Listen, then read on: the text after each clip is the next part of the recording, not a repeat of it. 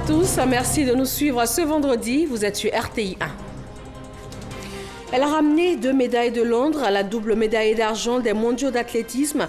Marie-Josée Talou a été reçue par le président Alassane Ouattara. Elle est repartie avec une enveloppe de 40 millions de francs CFA. Fin de la visite officielle de la présidente du Libéria, Ellen Johnson Sirleaf. Elle a regagné son pays cet après-midi après 48 heures sur le sol ivoirien. Au menu de ce séjour, des échanges avec son homologue de la Côte d'Ivoire sur la coopération entre les deux pays. Cérémonie de clôture du 7e forum sur la Révolution verte. Un millier de participants qui repartent satisfaits de cette rencontre organisée par l'AGRA, l'Alliance pour une révolution verte en Afrique. Un séisme de magnitude 8.2 a frappé le sud du Mexique dans la nuit de jeudi à vendredi. Au moins 32 morts. À Mexico, les habitants ont fui leur logement pour se réfugier dans la rue. Bienvenue dans le 20h. Ellen Johnson Sirleaf, la présidente du Libéria, en visite officielle en Côte d'Ivoire depuis mercredi, a quitté Abidjan cet après-midi. Pendant son séjour, elle a eu un tête-à-tête avec son homologue ivoirien, le président Alassane Ouattara. Un dîner a été offert en son honneur dans la soirée d'hier au palais présidentiel. Je vous le disais, au programme de cette visite officielle de la présidente du Libéria, un tête-à-tête avec son homologue ivoirien, le président Alassane Ouattara, Mahama Traoré et Herman Guivé. Il est un peu plus de 17h30 ce mercredi après-midi lorsque Ellen Johnson Sirleaf, présidente du Libéria, arrive au palais présidentiel d'Abidjan pour ce qui constitue l'articulation majeure de sa visite officielle de 48 heures en Côte d'Ivoire. À savoir, un entretien avec son homologue ivoirien, le président Alassane Ouattara. Bien avant, c'est l'exécution des hymnes nationaux des deux pays.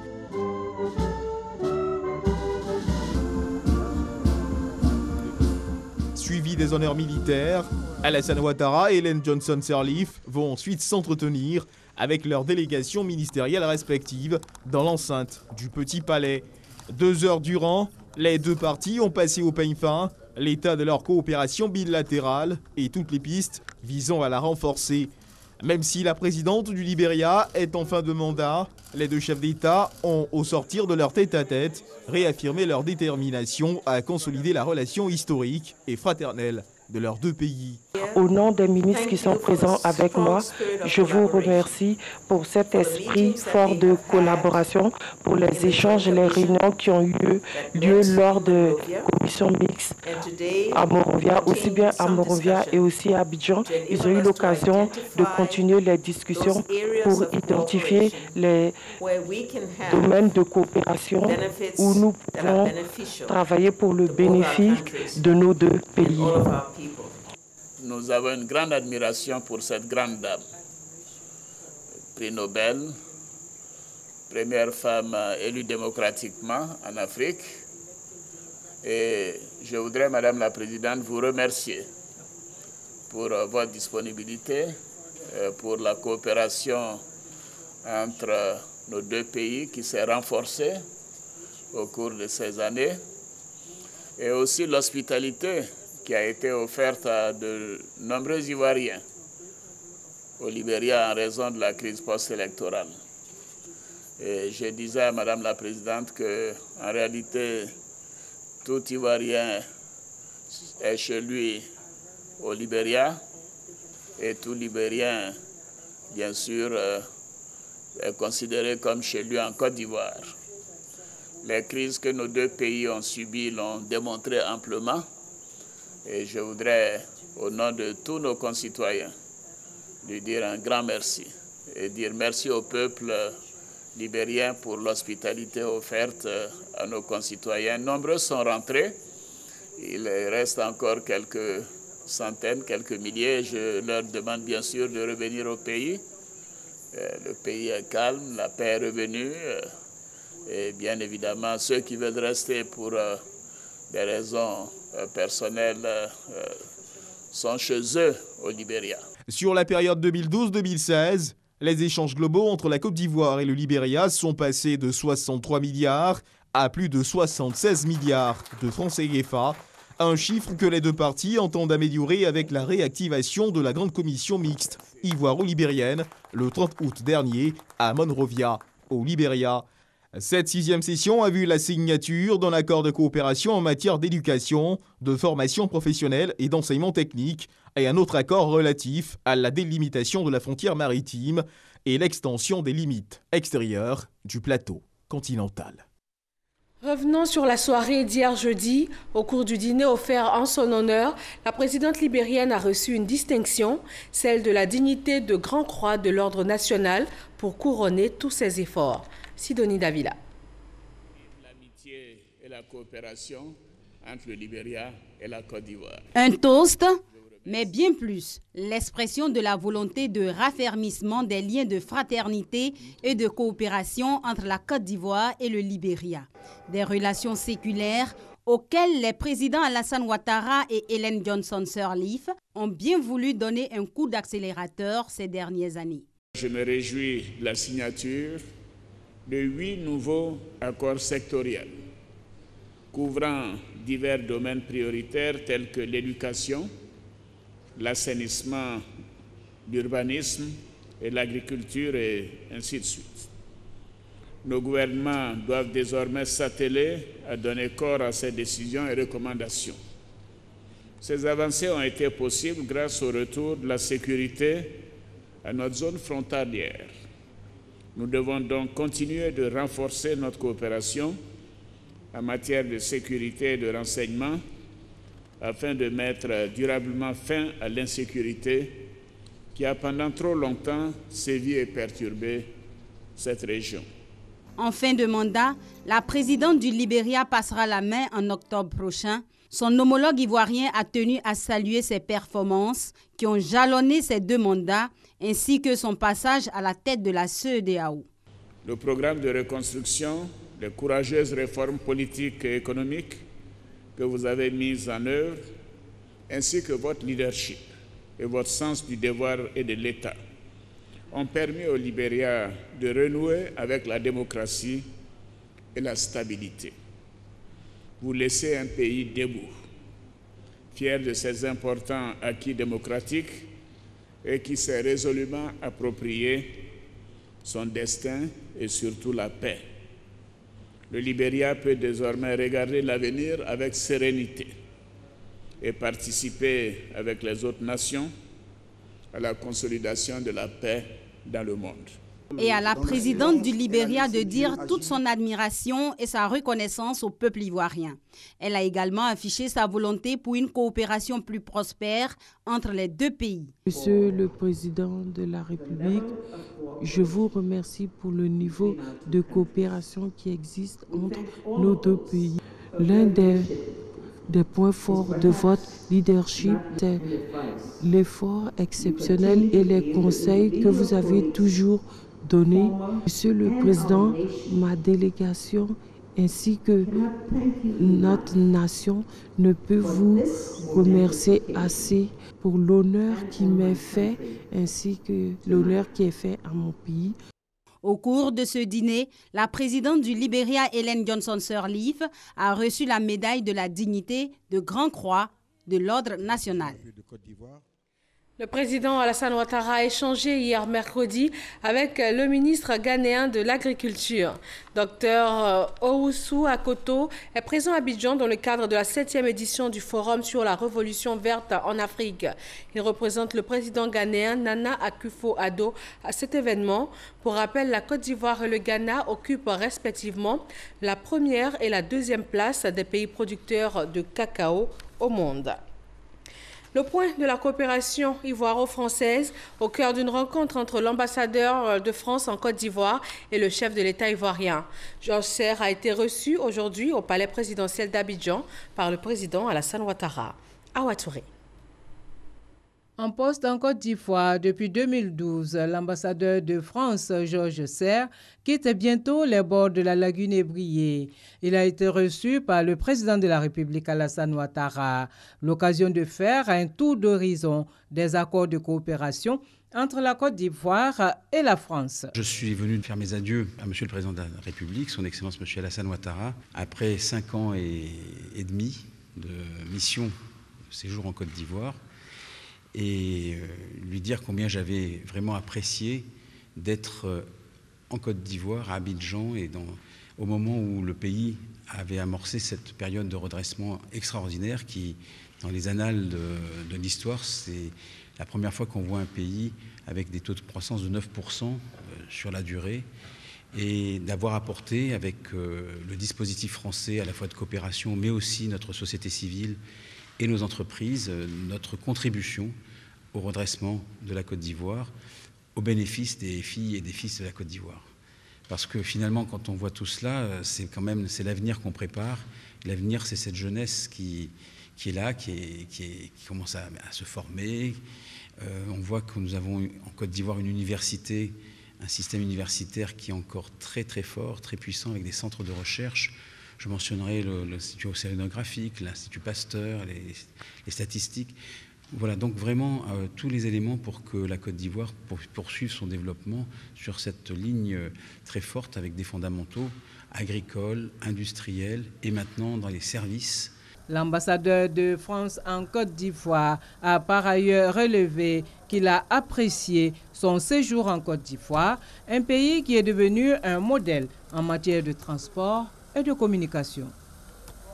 La double médaillée d'argent du dernier championnat du monde d'athlétisme de Londres, Marie-Josée Talou, a été reçue aujourd'hui par le chef de l'État. Elle a été élevée au rang de commandeur de l'Ordre du mérite sportif ivoirien. Marie-Josée Talou a reçu une enveloppe de 40 millions de francs CFA. Awa Touré. La sprinteuse ivoirienne Marie-Josée Talou, vice-championne du monde des 100 et 200 mètres, célébrée après cette belle performance aux mondiaux d'athlétisme de Londres. La nation ivoirienne, heureuse et fière, l'a élevée au rang de commandeur dans l'ordre du mérite sportif ivoirien. Marie-Josée Talou a également reçu 20 millions de francs CFA pour chaque médaille gagnée, soit 40 millions de francs CFA. Son entraîneur a aussi été distingué au même rang et a pour sa part reçu la somme de 20 millions de francs CFA. Pour le ministre des Sports, François-Albert Amicha, le sport, facteur de cohésion, est en train de jouer sa partition dans la construction de la Côte d'Ivoire émergente. Fidèle à son engagement pour le prestige et le renom de notre nation, elle fait ainsi honneur à tous les Ivoiriens, aux Africains et même bien au-delà. Car le public du Stade olympique de Londres, qui l'a si bien compris, l'a adopté et a été séduit par son talent. Excellence, Monsieur le Président de la République, si toutes ces victoires ont été acquises en si peu de temps, c'est grâce à vous. Car, Monsieur le Président, vous qui avez compris de bonne heure que le sport n'est pas seulement divertissement, et en conséquence, vous avez bien voulu donner au sport la place qui est la sienne dans le développement de la Côte d'Ivoire en mettant les moyens nécessaires à la prise en charge de la préparation et de la participation de nos athlètes aux différentes compétitions internationales. Aujourd'hui, les résultats sont là et visibles tous. C'est avec une vive émotion et une grande joie que Marie-Josée Talou a pris part à cette cérémonie d'hommage. Excellence, Monsieur le Président, c'est avec une humilité toute particulière que je viens vous présenter le fruit de votre labeur. Oui, fruit de votre labeur, car aucun de ces résultats n'aurait été possible sans vous.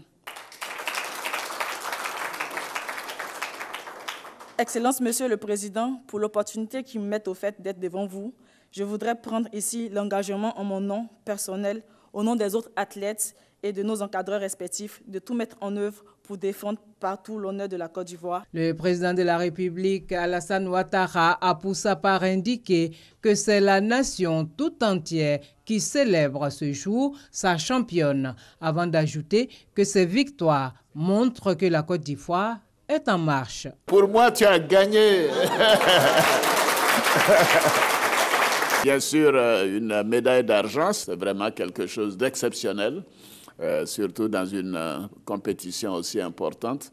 Mais nous savons que tu as gagné. Bravo à toi. Bravo, bravo, bravo. Et répéter cela avec les 200 mètres, mais c'est extraordinaire. Ma fille, bravo à toi. On est très, très, très fiers. Vous nous avez donné beaucoup de bonheur, un beaucoup de fierté, surtout en cette période de la fête de l'indépendance, quand c'est arrivé. C'est la nation tout entière qui vous célèbre aujourd'hui. Et vous avez donné beaucoup de bonheur à nos concitoyens, à toutes les populations vivant en Côte d'Ivoire. Ce sont des moments importants pour notre nation. Le ministre a rappelé tout à l'heure toutes les médailles que nous avons eues au cours de ces dernières années. Et je dis tout simplement que ça veut dire que Côte d'Ivoire is back. Que et que donc le pays est en marche. Le pays est en marche et il faut s'en féliciter. Et vous avez une grande part de contribution à cela, Monsieur le ministre, vous et le gouvernement. Mais nos athlètes ont fait preuve de détermination.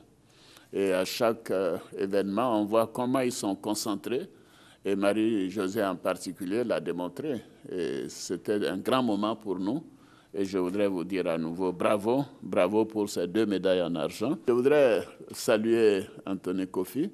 Vraiment, nous sommes très fiers que vous soyez donc parvenu à ces résultats avec notre fille et tout l'encadrement technique et administratif. Le gouvernement continuera de faire sa part, je voudrais vous le dire. Et j'ai demandé au Premier ministre et au ministre des Sports de voir dans quelle mesure on peut mettre en place un budget spécial pour Marie-Josée et pour son entraîneur. Voilà. Et qu'il soit totalement indépendant de ce que nous venons de faire aujourd'hui comme prix, parce que nous savons qu'elle ira encore plus loin.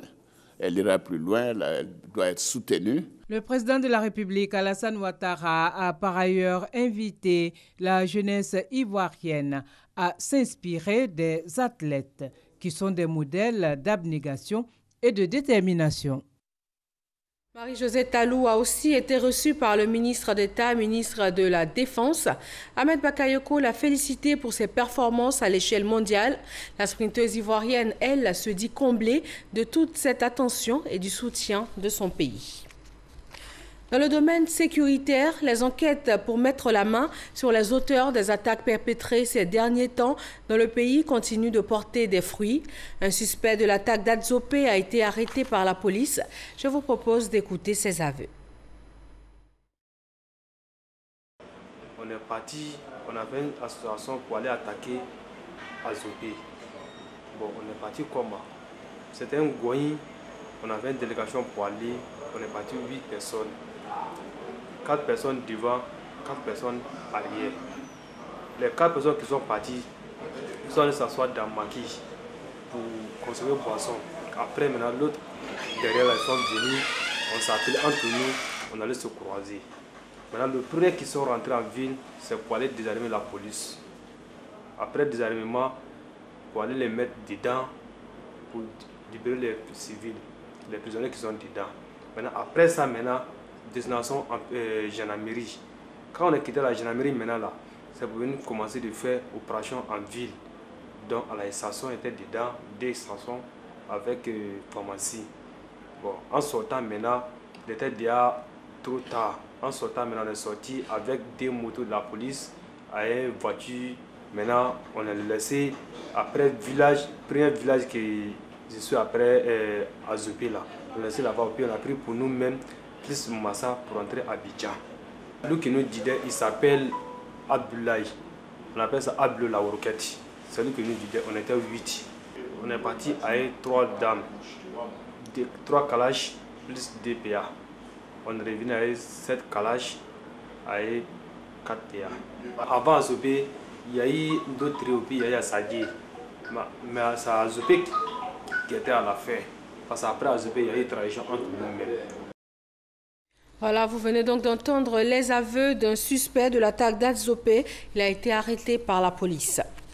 Cérémonie de clôture du 7e Forum sur la Révolution verte, une rencontre organisée par l'AGRA, l'Alliance pour une révolution verte en Afrique. Elle s'est ouverte le 4 septembre dernier à Abidjan. Son but est de promouvoir le développement économique du continent par l'agriculture. Les chefs d'État observent la décision de Maputo qui consacre 10% des budgets nationaux à l'agriculture. Noël Niagno. Le forum sur la révolution verte AGRA, édition d'Abidjan, c'est fini. Tous les champs ont été labourés, fertilisation des sols, investissement dans le secteur agricole, réflexion sur la gestion de l'eau, le financement du secteur agricole, en un mot commençant, tout y est passé. Tous les accélérateurs ont été examinés. Le millier de participants venus des 4 coins du continent et d'ailleurs, conscients de l'avantage comparatif qu'est l'agriculture pour l'Afrique, a pioché, bêché, passé la main où elle passe et repasse, comme l'enseigne le laboureur de La Fontaine, pour une finalité, agir parce que les enjeux l'exigent. Et le président Ouattara a pris l'engagement d'amener ses pairs d'Afrique à respecter la décision de Maputo, c'est-à-dire consacrer 10% des budgets nationaux à l'investissement dans le secteur agricole. Ahmed Bakaïko, représentant du Premier ministre, à la cérémonie de clôture, a non seulement salué la qualité du travail, mais il a réitéré le message du président Alassane Ouattara. Le président Ouattara a renforcé la contribution significative au financement du secteur, a réaffirmé son engagement, pris conformément avec ses prêts à Maputo en 2003 et à Malabo en 2014. La présidente de l'AGRA a salué cette volonté politique clairement affichée qui va booster l'agriculture africaine et accélérer sa marche vers la prospérité. La Côte d'Ivoire vient de passer le cap de 2 millions de tonnes de cacao récoltées au cours de la campagne 2016-2017. Le président Alassane Ouattara l'a déclaré lors de l'ouverture du 7e forum sur la révolution verte. Le pays doit maintenant relever le défi de la transformation. Adama Koné. À quelques semaines de l'ouverture de la campagne cacaoyère 2017-2018, l'information est tombée sur la production ivoirienne de la campagne finissant. Et cette information est de poids. Pour vous donner quelques chiffres, la production totale, toutes cultures confondues, est passée de 16 millions de tonnes en 2011 à 24 millions de tonnes en 2016. Et ceci a permis à la Côte d'Ivoire de consolider d'abord sa place de premier producteur mondial de cacao pour la campagne qui s'achève à la fin de ce mois, d'avoir produit 2 millions de tonnes de cacao. Une embellie qui consolide la position des leaders de la Côte d'Ivoire en ce qui concerne l'offre mondiale de cacao. Donc la Côte d'Ivoire demeure premier producteur mondial de cacao.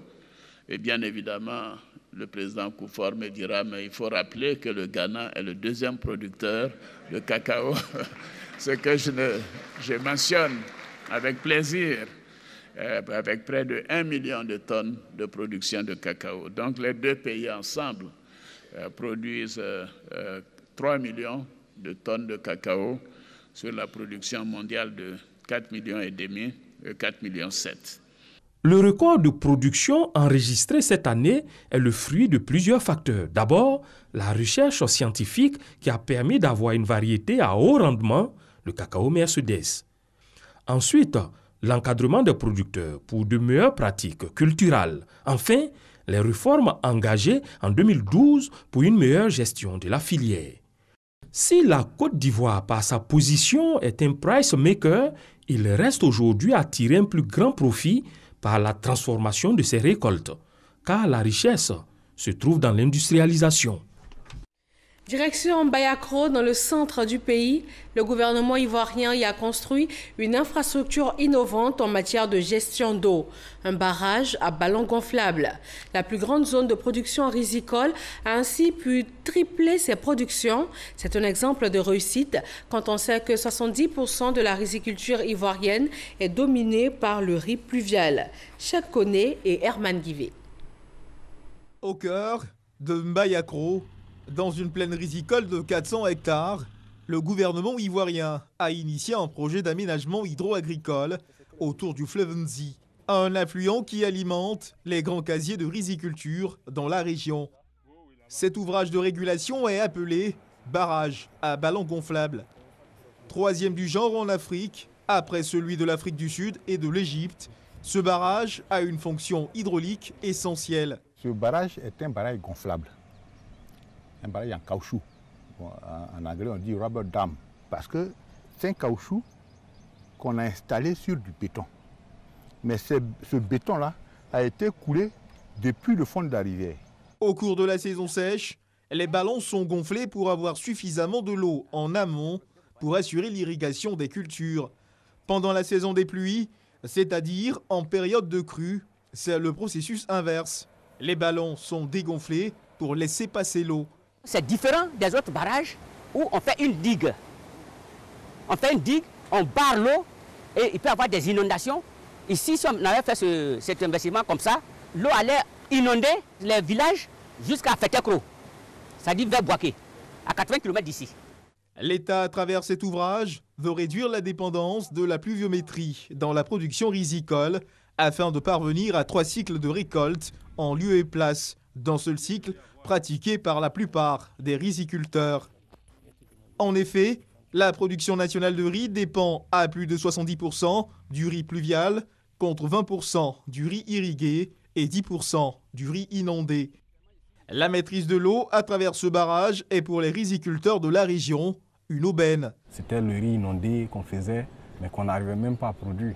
Parce que quand tu as trop produit au cours d'une année, c'est même pas sûr qu'on atteigne 1 tonne.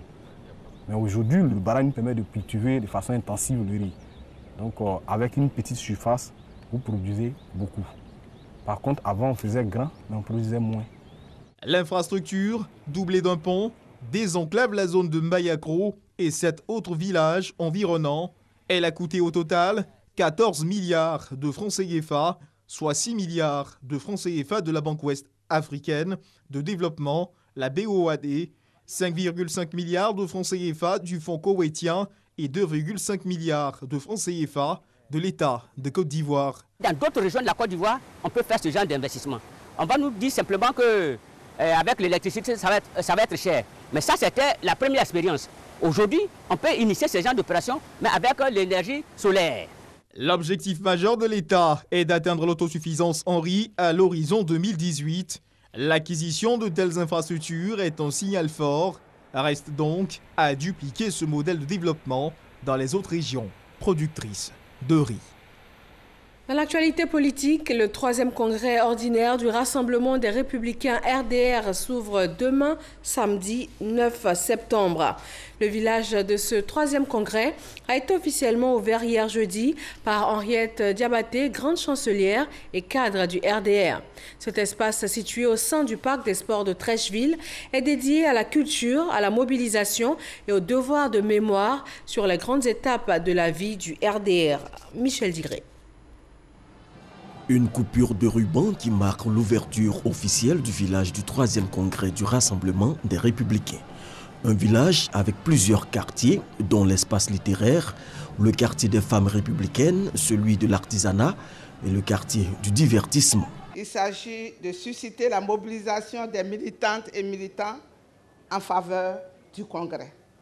Créer un cadre d'échange, de proximité et de cohésion entre les cadres et les militants de base. Offrir un cadre d'expression aux participants. Divertir les participants. Imprégner les militants des réalités et de la mémoire du parti.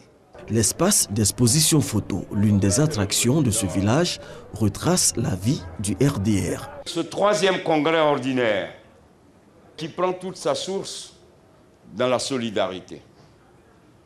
Mais la solidarité n'est que lorsque le devoir de mémoire existe. C'est le devoir de mémoire qui interpelle notre conscience.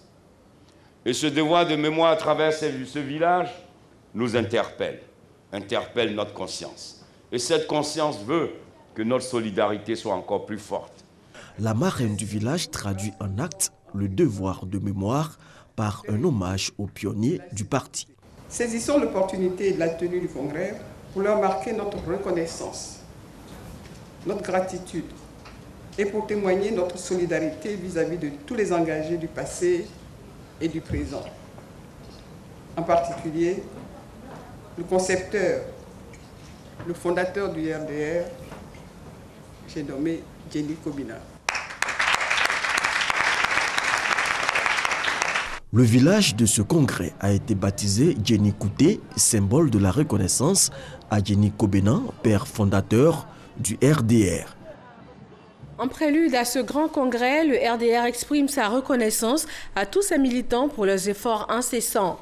56 militants de la commune de Koumassi, dans le district d'Abidjan, ont été distingués. Mamadou Kouassi. Jour de gloire pour les militants et militantes du Rassemblement des Républicains de la commune de Koumassi. Pour toutes leurs actions et leur détermination dans l'ascension vers un RDR fort et unifié. Ils reçoivent des mains de Blé Mamadou, membre du bureau politique, des distinctions. Une démarche pour reconnaître leurs mérites et les encourager à poursuivre la lutte. Cette médaille, si elle pouvait parler, elle vous dirait ceci. Je brille sur votre poitrine pour vous exprimer toute la reconnaissance du parti et de son président pour la belle part que vous avez prise à la lutte pour la sauvegarde de notre dignité et de notre vie. Je brille sur votre poitrine pour vous dire que la lutte n'est pas encore terminée. Il ne faut pas dormir sur nos lauriers. L'envoyé du parti a également demandé aux militants de se mobiliser pour le prochain congrès. Un congrès qui, selon Blé Mamadou, renforcera l'union et la solidarité des militants autour du président de la République, Alassane Ouattara.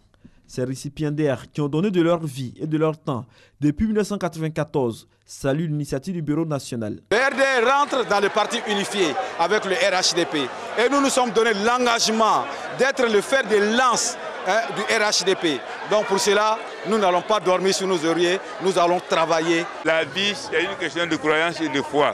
Quand on croit, on réussit. Et j'ai été tous les combats. Au total, 56 militants de la délégation départementale de Koumassi ont été décorés. 50 au rang de chevalier, 5 au rang d'officier, 1 au rang de commandeur et 11 à titre posthume dans l'ordre des Républicains. Des militants galvanisés pour la réussite du 3e congrès. À Daloa, dans la région du Haut-Sassandra, les transporteurs sont prêts pour le congrès. Ils réitèrent leur soutien aux actions du président Alassane Ouattara au profit de leur secteur d'activité. Ngana Konaté. L'Alliance des transporteurs RHDP est en tournée de sensibilisation et de mobilisation à l'intérieur du pays. À Daloa, dans la cité des Antilopes, Diaby Ibrahim, coordonnateur de l'Alliance, a appelé les transporteurs routiers à se rendre massivement au congrès du RDR. Transporteurs de Daloa, transporteurs de Vavois, transporteurs de Boisflé, transporteurs de Zenoula. Je voudrais vous dire que ce qui va se passer à Abidjan, les 9 et 10, c'est-à-dire à la fin de la semaine, est une partie importante de la vie de notre parti, le Rassemblement des Républicains. Mais ça aussi, c'est une partie importante de la vie de notre pays, la Côte d'Ivoire. C'est pour cela que nous sommes venus vous dire, comme un seul homme, nous devons être présents les 9 et les 10 à Abidjan pour dire oui à Alassane Ouattara, oui au gouvernement. Pour l'Alliance des transporteurs, il fait aujourd'hui bon vivre dans le secteur du transport. Les routes sont de plus en plus praticables avec moins de tracasseries routières, d'où l'intérêt de soutenir les actions du RHDP. L'Alliance des transporteurs RHDP souhaite le président Alassane Ouattara à la tête du RDR afin de rassurer les populations et de mettre le débat politique à un niveau plus élevé. La Fédération des organisations pour la cohésion et l'émergence est elle aussi prête à jouer sa partition lors de ce congrès du RDR. Elle a tenu une rencontre autour du thème « Quelle place pour les mouvements de soutien aux actions du président Alassane Ouattara ?» Abou Sanogo. Quelle place pour le mouvement de soutien au sein du RDR nouveau? Sujet au centre d'un déjeuner débat initié par la Force 2015, la Fédération des organisations républicaines pour la cohésion et l'émergence, mouvement de soutien aux actions du président Alassane Ouattara. À cette occasion, le président de la Force 2015, Charles Niaouri, a fait un plaidoyer auprès des responsables du RDR afin que le mouvement de soutien ait un statut. Il a promis également une grande mobilisation de ses membres au 3e congrès ordinaire du RDR. Les mouvements de soutien ne sont pas seulement des tapeurs de tam-tam, ne sont pas seulement des petits chômeurs en quête d'emploi, mais c'est des gens qui pensent, qui réfléchissent, qui peuvent apporter à tout moment donc leur contribution pour une vitalité de notre formation politique, le RDR. Le rendez-vous du 9 doit être pour nous, pour chacun des militants du RDR, un moment de reconnaissance. Nous allons aussi faire la mobilisation et l'animation pour dire au président Alassane Ouattara que nous sommes heureux qu'il revienne prendre le RDR. Le président de la commission mobilisation du 3e congrès ordinaire du RDR, Touré Mamadou, a quant à lui demandé au mouvement de soutien de rester mobilisé autour du président Alassane Ouattara. Le parti a toujours accordé une place de choix au mouvement de soutien qui sont une grande contribution à la cause du président. Les réflexions vont se faire. Il leur revient aussi de formuler des propositions pour que le RDR nouveau qui se mettra en place, les mouvements de soutien puissent avoir toute la place qu'ils méritent. L'initiative de la Force 2015, encouragée par des cadres du RDR. Nous apprécions bien l'énergie de ce mouvement. Nous apprécions également le travail abattu par son président. 200 membres de coordination de la Force 2015 venus d'Abidjan et des autres villes du pays ont pris part à cette rencontre. Le mouvement Hadomania lui aussi mobilise les militants du RDR, en particulier les jeunes. Il a tenu une conférence débat au siège du RDR dans la commune de Yopougon. Le thème, Alassane Ouattara, président du RDR, quelles opportunités pour le parti. En religion, premier retour d'Arabie Saoudite de pèlerins ivoiriens. Ils sont 450 à avoir atterri à Abidjan ce vendredi aux environs de 16 h. Un séisme de magnitude 8.2 a frappé le sud du Mexique dans la nuit de jeudi à vendredi. Au moins 32 personnes ont été tuées. À Mexico, les habitants ont fui leur logement pour se réfugier dans la rue. Le Mexique est situé sur un point de rencontre entre 5 plaques tectoniques et enregistre une forte activité sismique. Les autorités mexicaines ont donc renforcé la réglementation en matière de construction et développé un système d'alerte à l'aide de capteurs installés sur les côtes. Merci à tous de votre attention et surtout très bonne fin de semaine sur RTI1.